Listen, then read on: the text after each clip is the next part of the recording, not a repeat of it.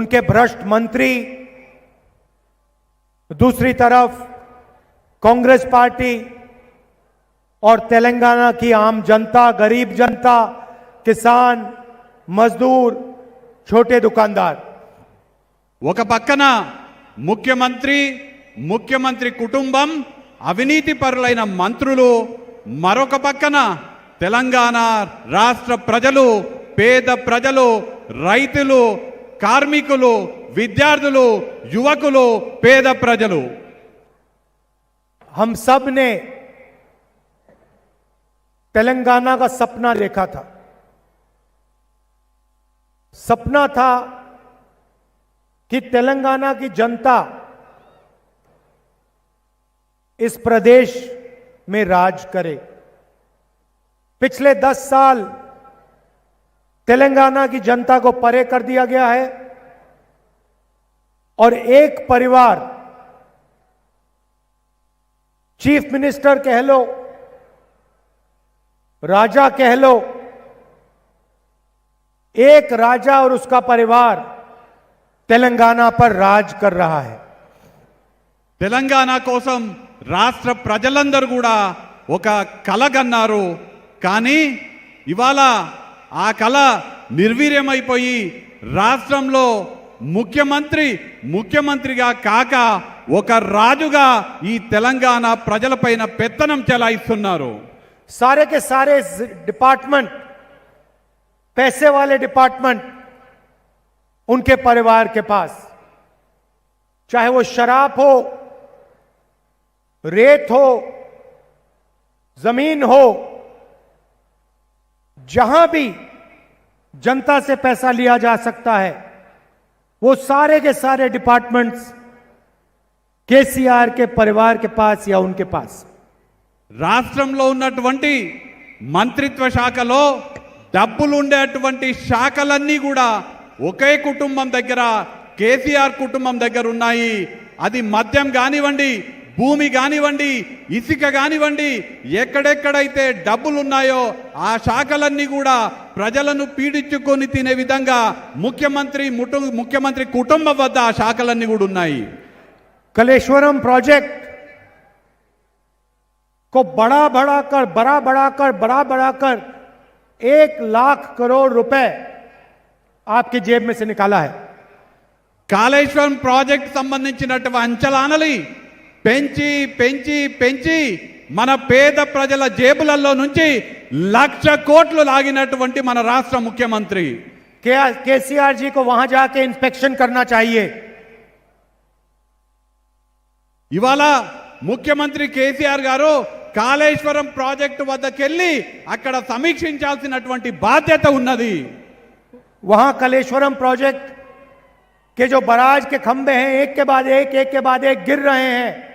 Kaleshwaram project కి సంబంధించినటువంటి పిల్లర్లు ఏవైతే ఉన్నాయో ఒకదాని తర్వాత ఒకటి కూలుతూ ఉన్నటువంటి పరిస్థితి आपसे 1 लाख करोड़ रुपया चोरी किया और प्रोजेक्ट को भी ठीक से नहीं किया।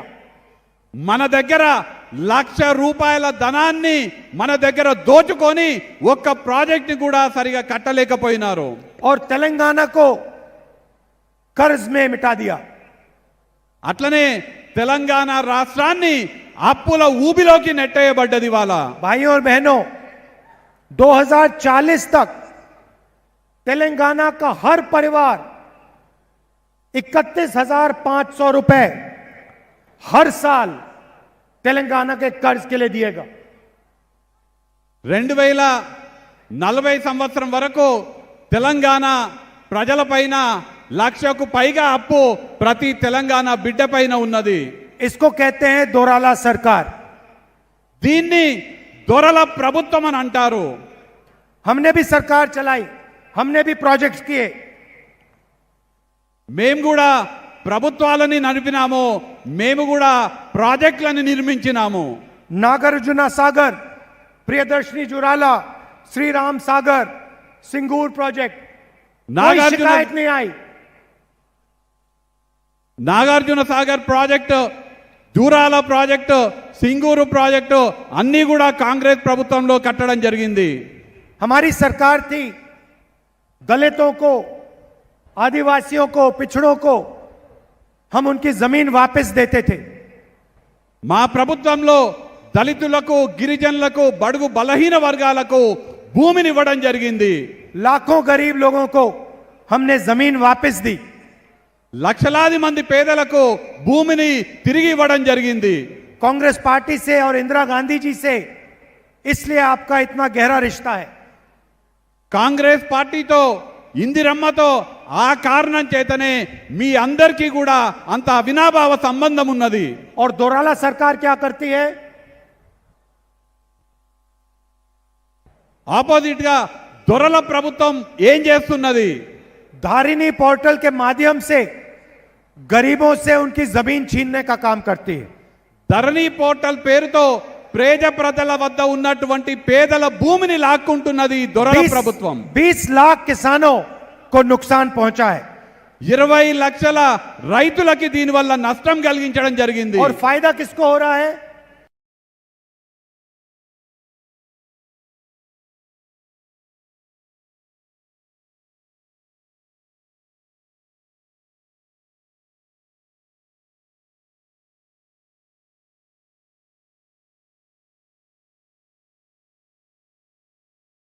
దీని వల్ల లాభం ఎవరికి జరుగుతున్నది?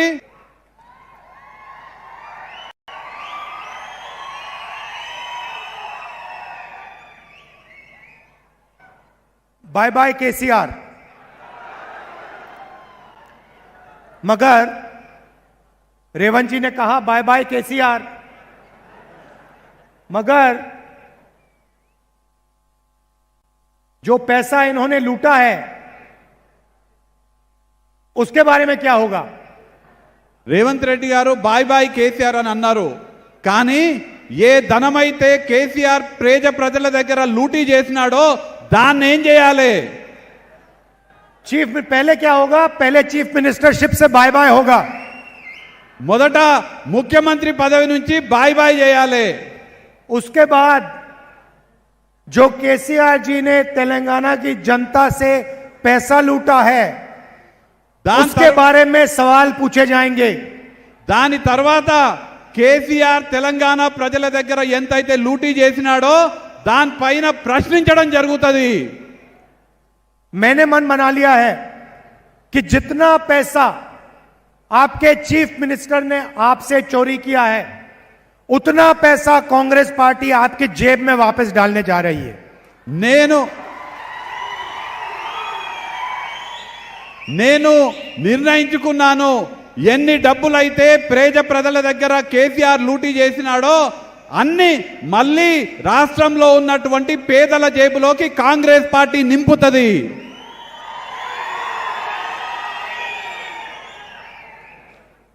और मैं नरेंद्र मोदी नहीं हूं, जब वायदा करता हूं तो उस वायदे को पूरा करके दिखाता हूं। నేను నరేంద్ర మోడీని కాదు, నేనేదైనా హామీ ఇస్తే ఆ హామీ నెరవేర్చే బాధ్యత నాది। मोदी जी ने कहा था 15 लाख रुपए हर बैंक अकाउंट में डालूंगा।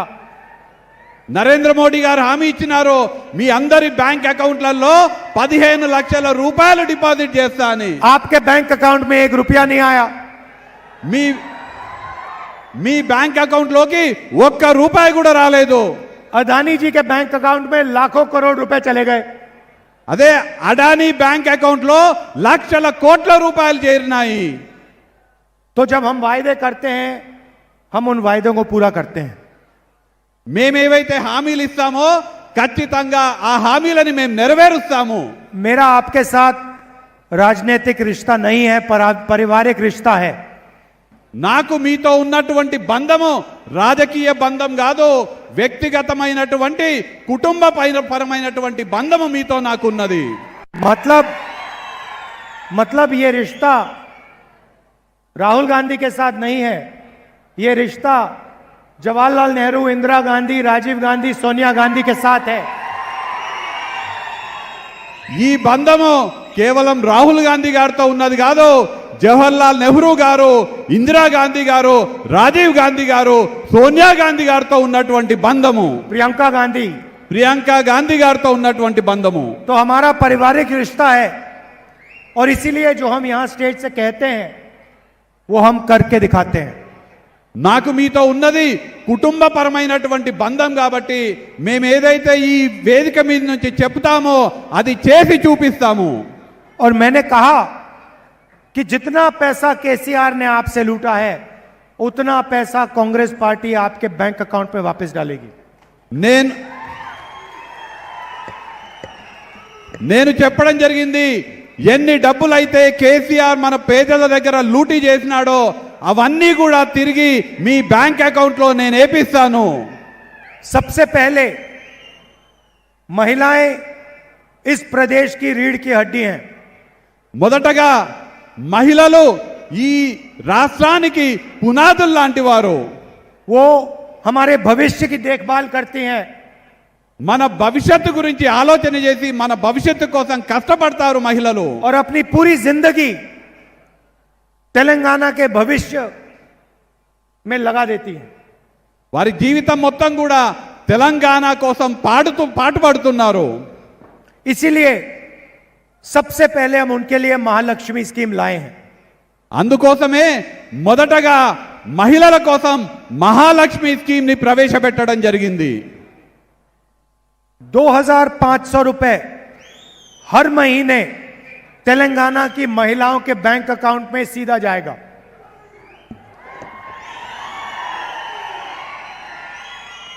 ప్రతి నెల తెలంగాణలో ఉన్నటువంటి ప్రతి మహిళా బిడ్డకు 2500 రూపాయలు డైరెక్ట్ గా మీ బ్యాంక్ అకౌంట్ లోకి వస్తాయి। सिलेंडर बाकी प्रदेशों में जहां बीजेपी राज कर रही है 1000 रुपए में मिलेगा। तेलंगाना में कांग्रेस पार्टी की सरकार आएगी तो 500 रुपए का सिलेंडर मिलेगा। వేరే రాష్ట్రాలలో ఎక్కడైతే భారతీయ జనతా పార్టీ ప్రభుత్వంలో ఉన్నదో అక్కడ సిలిండర్ 1000 రూపాయలకు దొరుకుతుంది। కానీ ఇక్కడ తెలంగాణ రాష్ట్రంలో కాంగ్రెస్ పార్టీ అధికారంలోకి వచ్చినాక ప్రతి సిలిండర్ 500 రూపాయలకే మీకు అందరికీ అందుతుంది। और गरीब से गरीब महिलाएं तेलंगाना में बस में जाती हैं। పేద మహిళలందరూ కూడా తెలంగాణ రాష్ట్రంలో బస్సులో ప్రయాణం చేస్తుంటారు। अस्पताल जाने की जरूरत हो, హాస్పిటల్కి పోవాలన్నా, बच्चे को स्कूल में छोड़ने की जरूरत हो, పిల్లలని బడికి పంపించాలన్నా, दुकान में कुछ खरीदने की बात हो, దుకాణానికి పోయి ఏదన్నా కొనుక్కోవాలన్నా तेलंगाना की महिलाएं बस में जाती हैं। తెలంగాణకి చెందినటువంటి మహిళలు బస్సుల్లో ప్రయాణం చేస్తారు।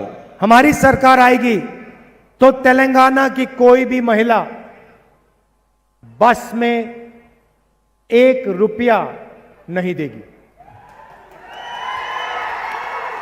కాంగ్రెస్ ప్రభుత్వం వచ్చిన తర్వాత తెలంగాణలో ఏ మహిళ కూడా బస్సులో 1 రూపాయి కూడా చెల్లించాల్సిన అవసరం లేదు। मुफ्त में पूरे तेलंगाना में तेलंगाना की सब महिलाएं बस में जाएंगी। ఉచితంగా యావత్ తెలంగాణ రాష్ట్రంలో తెలంగాణ మహిళలందరూ కూడా బస్సులో ఉచితంగా ప్రయాణం చేయొచ్చు। तो देखिए सिर्फ महिलाओं के लिए 2500 रुपए हर महीना आपके बैंक अकाउंट में।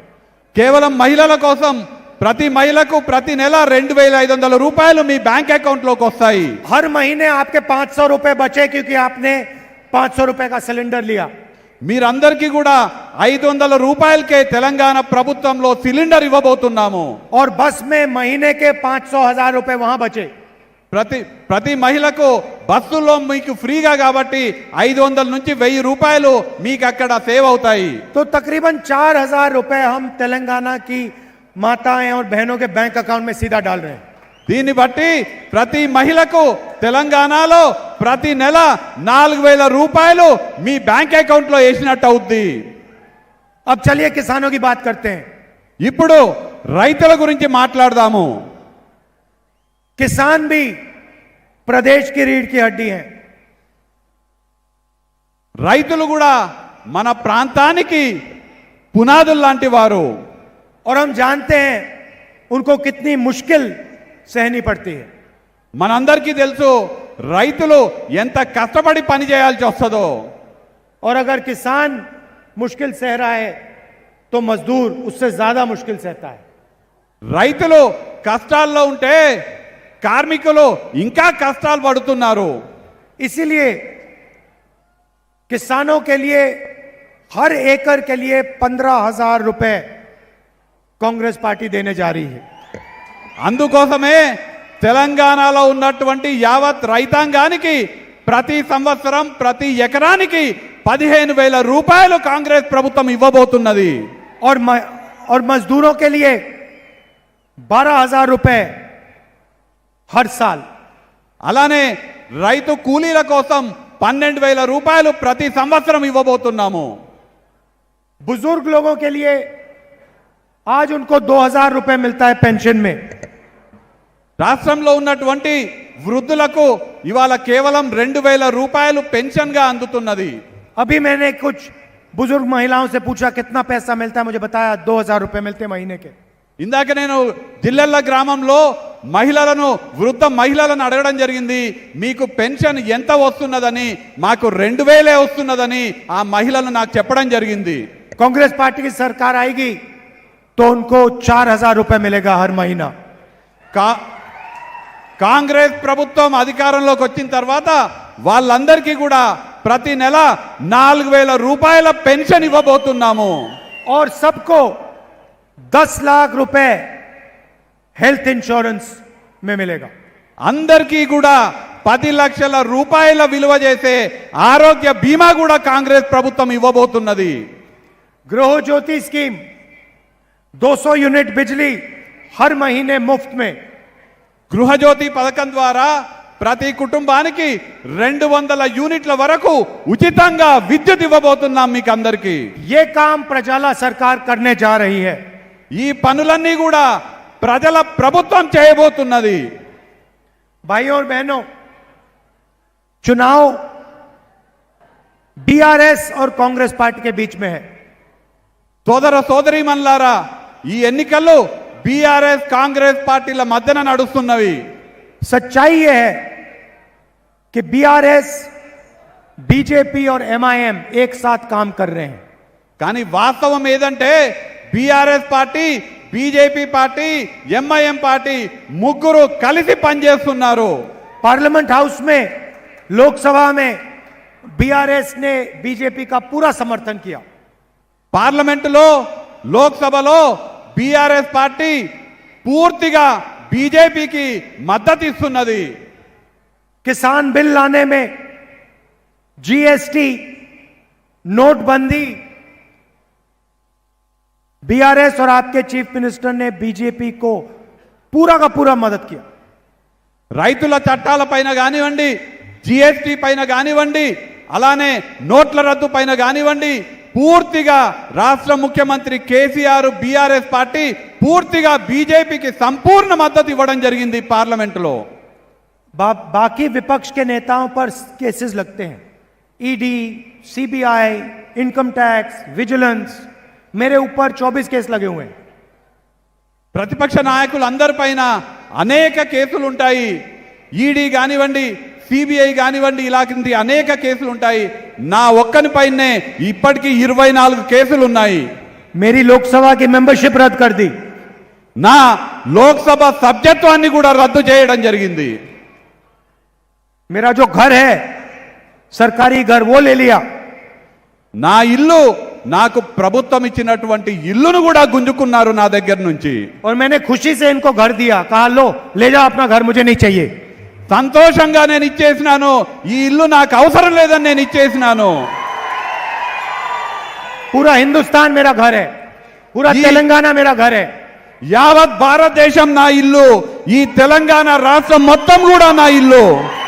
करोड़ों लोग अगर मुझे जरूरत पड़े तो करोड़ों लोग मुझे अपने घर में रहने देंगे। అవసరమైతే కోట్లాది మంది నన్ను వాళ్ళు హక్కున చేర్చుకుంటారు. ఆ